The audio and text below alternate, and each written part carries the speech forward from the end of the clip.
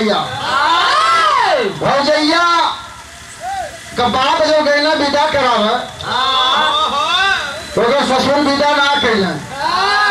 जब चल गए ओकर बाप घरे तो अपने ननदिया से मिल का हाल कहा दियो क्या कहले है मास्टर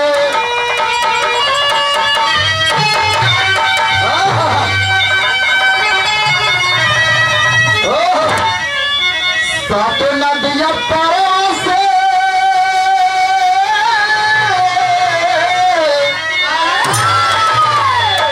सात नदिया पारों से मोरा भैया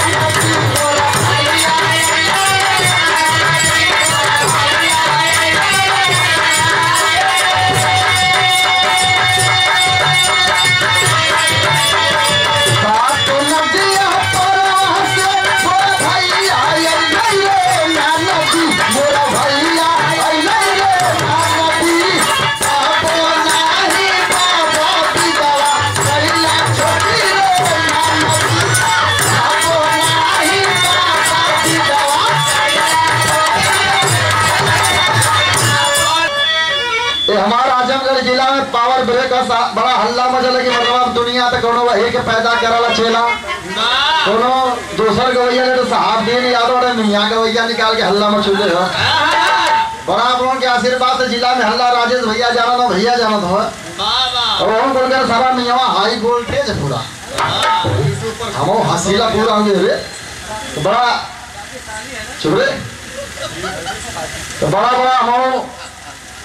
शुक्र गुजार अपने साहब दिन यादव का जो यहाँ तक खड़ा कर इतना मंच माला मिला थी कहाँ मिली हमको रुपया पैसा ना राजे भैया माना सम्मान चाहला हमारे गुरु जी इनके तो लोग सुमित्रा नंदिनी से बजात नहीं हमके खुद बजा दे 17 सितंबर के प्रीति पाल तो वो ऐसे तो हाई वोल्टेज मुकाबला गोसाई बाजार में तो वो बजाई था ना यो नारदा हुआ गुरु जी के तौर के प्रणाम हो मालिक आगे बढ़े राघवानी जी वाह कहले हो सात नदिया पारों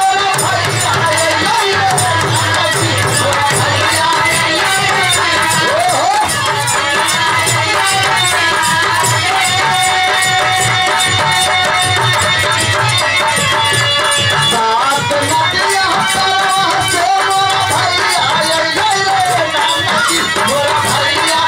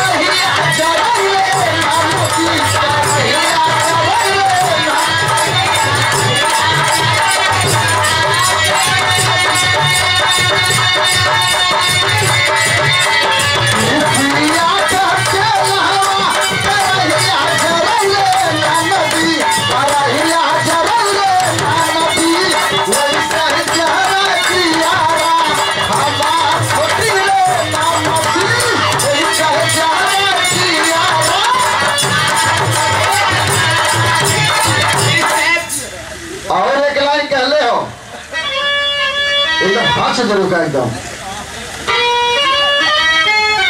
सावन भदौआ के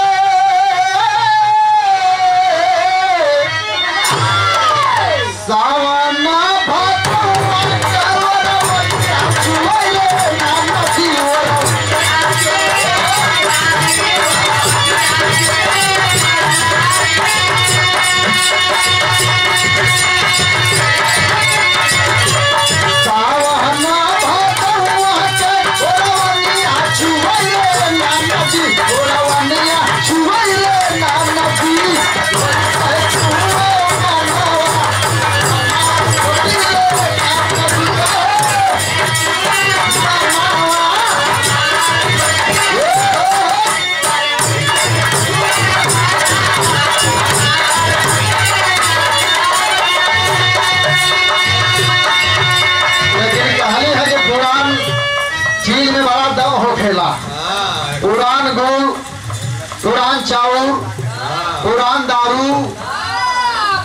मेहरारू